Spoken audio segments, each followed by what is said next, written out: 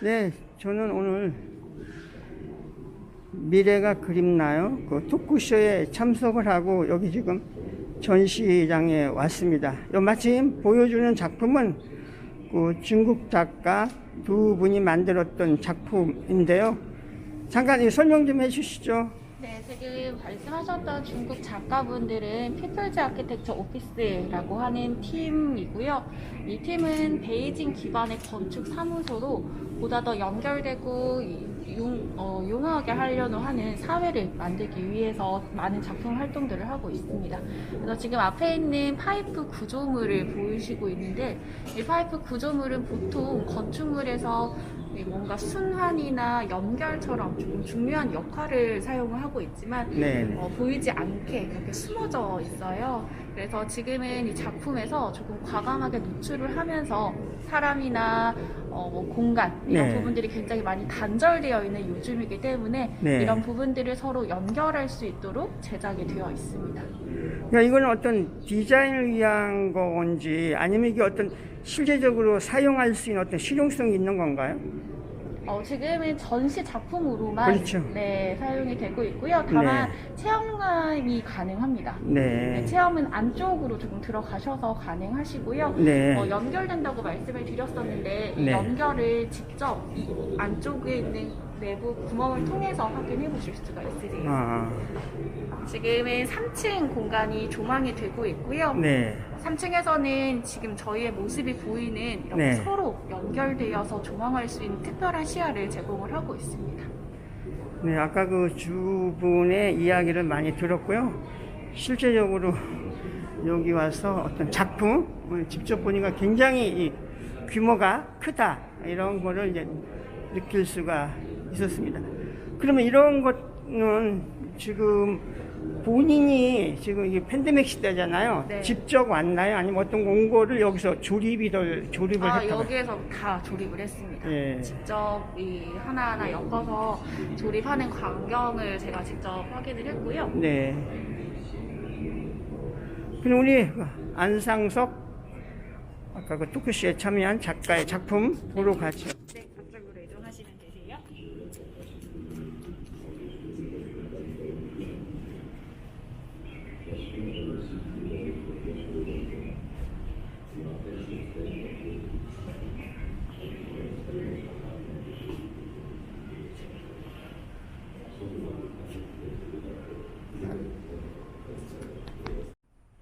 네, 오늘 토크쇼에 참석했던 안상석 작가 처음에 어떤 사진 작업을 이렇게 했던 것 같고요.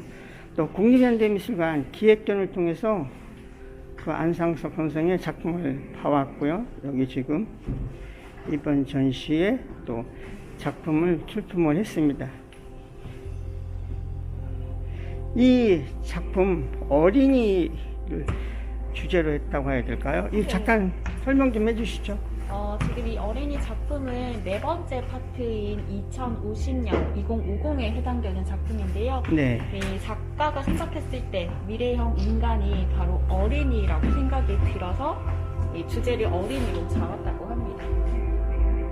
그래서 어른들에게 어린 시절을 조금 회상하게 하기도 하고요. 어른의 사회가 가지고 있는 조금 부정적인 감정을 극복할 수 있는 그런 메시지도 담아놓고 있습니다. 그래서 어른들에게 우리 다음 세대에게 어떤 것들을 조금 남겨줄 수 있을지를 질문하는 그런 영상이라고 보시면 되세요. 그것이 내가 선택한 미래이며 희망으로 가는 열쇠다. 우리는 어린이 또 미래 세대에 대한 관심 또 여기에 어떤 희망을 걸고 또 그걸 지켜보고 또 미래를 열어가는 그런 내용이죠. 이 전체적인 전시가 언제까지죠? 올해 3월 31일까지 계획이 되어 있습니다. 네, 여러분들 부산 수영구 F1963 몇 년 동안 핫플레이스로 급부상한 곳이죠. 여기 오셔가지고 디자인에 대한 전시 또 좀 융복합적인 이런 전시에 많은 관람객들이 찾아주시기 바라고요. 이번 전시 추천합니다.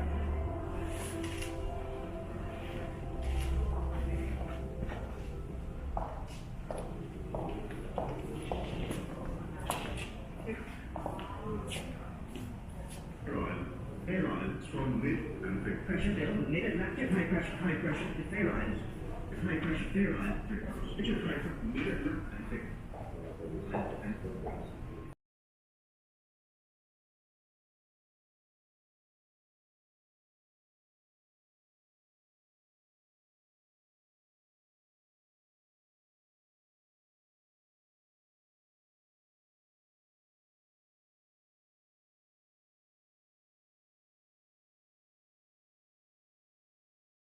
이제 신소미 큐레이터님이 수상하신 현대블루 프라이즈 디자인에 대해 간략하게 먼저 소개를 드리겠습니다.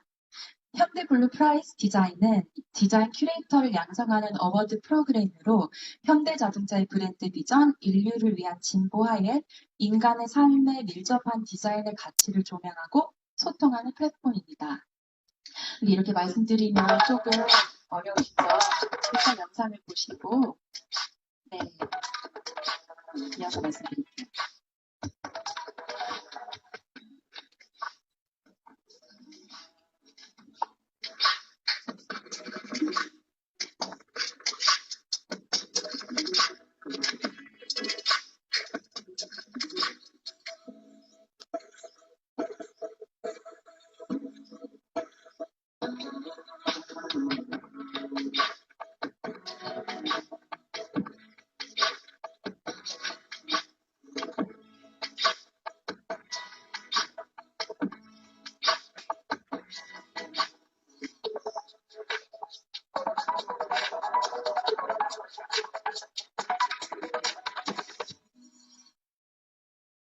네, 이번 현대블루 프라이즈 디자인 2021의 주제는 시간의 가치였습니다. 이것에 관해 여러 큐레이터와 기획자분들의 기획안을 받아서 심사를 통해 최종 후보 5분을 선발을 했고요. 국제적으로 활동하고 계신 큐레이터들과의 교류와 여러 가지 프로그램을 지원을 드리고 약 5개월 후 우승자 한 분을 선정하는 그런 어워드입니다. 그래서 저의 좀 소감을 좀 말씀드리고 싶었는데, 이런 재밌는 이야기가 있어가지고, 저희가 이제 지난해부터 신소미 큐레이터님과 같이 준비를 했었어요. 그래서 그 과정 동안 이런저런 이제 전시 방향을 잡아가는 과정이 너무 즐겁기도 하고 힘든 부분도 있었지만, 네, 그래도 잘 서로 이제 의지를 하면서 그 한 가지 일을 뭔가 만들기 위해서는 진짜 수많은 계획들이 필요하다는 것을 많이 배우게 되었던 것 같습니다. 그래서 이제 큐레이터님이 처음 이제 수상하셨을 때랑 이제 처음 저희 과정을 시작했을 때 파리에 거주를 하고 계셨어요. 그래서 또 코로나도 그렇고 좀 영상 통화로 더 많이 이제 만나 뵀었는데 이제 실제로 부산에서 만나 뵀을 때 이제 서로 처음 했던 인사가 하체도 잘 계시네요. 이렇게 좀 그렇게 인사를 했던 그런 그래서 네, 저도 이 어워드에 대해서 되게 뜻깊게 생각을 하고 그런 이 현대 블루 프라이즈 디자인 2021은 어떻게 진행되었었는지 자문위원이신 전은경 디렉터님에게 다시 이야기를 들어보도록 하겠습니다. 네. 제가 2020년에 현대 블루 프라이즈 디자인의 시작 단계부터 저 외에 4분의 자문위원들하고 함께 정말 이 어워드가 왜 필요한지, 그리고 어떤 사람을 지원해 주어야 하는지, 그리고 대상은 어떤 사람이어야 되는지에 대해서 완전 초기 단계부터 얘기를 했었거든요. 그리고 근본적인 질문에 또 부딪히기도 했어요. 한국의 디자인 큐레이터에 지원할 수 있는 풀이 과연 얼마나 될까? 사실 이게 조금 저도 풀이 좀 얼마나 되는지에 대한 것들이 좀 의문이긴 했었거든요. 다른 분들도 좀 고민을 했었고. 근데 한편으로는 그렇기 때문에 또 역설적으로 이런 디자인 큐레이터를 전문적으로 양성하는 어워드가 반드시 필요한 게 아닌가라는 데는 모두가 또 동의를 했습니다. 근데 또 실제로 필드에서 보면은요, 이런 디자인 큐레이팅과 기획에 관심 있는 사람들은 굉장히 많거든요. 근데 그런 큐레이터라는 이름을 걸고 활동하시는 분은 아직은 좀 소수인 초기 단계이긴 했어요. 그래서 블루 프라이드 디자인을 통해서 이런 분들을 양성해보고자 하는 것에 대해서 모두가 아주 동의와 또 희망을 갖고 저희가 진행을 하게 됐습니다. 첫 번째 어워드에서는 저희가 추천과 또 이제 오픈을 해서 여러분의 그 후보를 받았고요.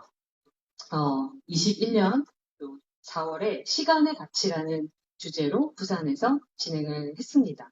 추천을 통해서 최종 5분의 후보자들이 기획안을 발표한 다음에 심사를 거쳐서 이 자리에 계시는 심소미 큐레이터님을 선정을 했고요. 잠시 후에 우리 심소미 큐레이터께서 직접 설명해 주실 미래가 그립나요 전시 기획에 대해서 이제 아주 치열하게 제가 봤을 때 1박 2일 동안 이 심사를 진행했던 것으로 알고 있거든요. 근데 이 심사위원 5분들의 심사평을 제가 요약을 해서 전달을 해드리면요. 도시, 건축, 디자인을 연결한 미래에 대한 독특한 해석과 탄탄한 실현 계획 및 흥미로운 전시 구성이 돋보였으며 주제에 대한 이해는 물론 글로벌적인 최신 방향들을 인지하고 완성도 높은 명확한 프레젠테이션이 매우 인상적이었다. 제가 읽었거든요. 라고 평을 해주셨습니다.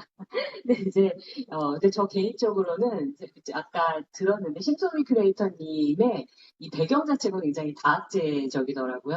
건축을 또 베이스로 했으면서 예술에도 관심이 있고 디자인에 대한 이해도 있으시면서 풀이 또 굉장히 넓은 분이셨더라고요. 네, 배관에 대한 관심도 아주 있으신 분이었고요. 그리고 이런 배경과 또 네트워크를 가진 분들이 또 많지 않아요. 이 필드에. 그래서 굉장히 좋은 큐레이터를 선정을 하셨다고 저희도 생각을 했습니다. 그래서 첫 번째 주제로 저희가 시간의 가치라는 주제로 이번 어워드를 진행을 했는데, 이 시간의 가치는 사실 생각해보면 사람마다 다른 가치와 생각의 방식을 갖고 있는데요. 또 이게 보통은 우리가 그렇게 얘기하잖아요. 시간은 누구에게나 공평하다라고 하는데 저는 이거는 사실이 아닌 것 같아요. 왜냐하면 이 현대사회에서는 시간조차도 자원화되어서 어떤 경우에는 돈으로 더 시간이 오래 걸리는 일을 당길 수도 있고 또 자원이 없기 때문에 더 시간이 오래 걸리는 그런 일도 생길 수 있다고 생각을 하거든요. 그래서 저는 시간이 과연 누구에게나 더 공평한가? 이런 의문부터 갖게 됐습니다. 그래서 이렇게 좀 현대사회에서 우리가 시간의 개념을 이렇게 좀 다층적으로 해석할 수 있는 시기가 되었다고 생각을 하고, 그런 측면에서 우리 심소미 큐레이터께서 이 시간 또 미래의 개념에서 이 주제들을 어떻게 풀어냈는지 우리가 이번 전시를 통해서 확인할 수 있는 자리가 될 것으로 기대를 했습니다. 네, 감사합니다. 네, 너무 좋은 말씀 감사합니다, 디렉터님. 그럼 바로 이어서 신서미 크리에이터님의 수상 소감과 함께 전시 미래가 그립나요에 대해서 이어서 들어보겠습니다. 네, 국내 최초이자 세계 최초로 들었는데요. 그쵸? 디자인, 큐레이터 프라이즈로는 정말 처음이라고 들었었고, 그래서 저도 이 어워드에 이제 참여를 하면서 굉장히 고민을 했던 것 같아요. 오늘날 디자인을 큐레이팅 한다는 것은 도대체 무엇일까라는 고민을 많이 했었고, 더군다나 제가 가지고 있는 배경이 워낙 다양한 분야들을 이렇게 엮고 있어서 이런 것들을 그래서 이제 다른 발상으로 들어왔던 것 중에 하나는 디자인을 큐레이팅하는 걸 확장해 나가면서 큐레이팅을 디자인한다는 것은 뭔지 이 두 가지 경로를 같이 한번 접근을 해보자 해서 이번 전시를 이제 기획을 하게 되었습니다. 그래서 현대 블루프라이즈 디자인은 저에게는 좀 도전적인 플랫폼이었고요. 아마도 제가 이렇게 부족하지만 도전하면서 시작을 했기 때문에 향후에 사실 엄청난 아이디어를 가지고 많은 창작자분들이 도전할 수 있는 계기가 되지 않을까 생각을 합니다. 네. 그래서 전시에 대한 내용은 발표 자료 한번 같이 보면서 얘기들을 해보도록 하겠습니다. 네. 네. 오늘 발표하는 제가 주제를 분리된 세계를 매개하는 디자인 큐레이팅이라고 한번 잡아봤는데요.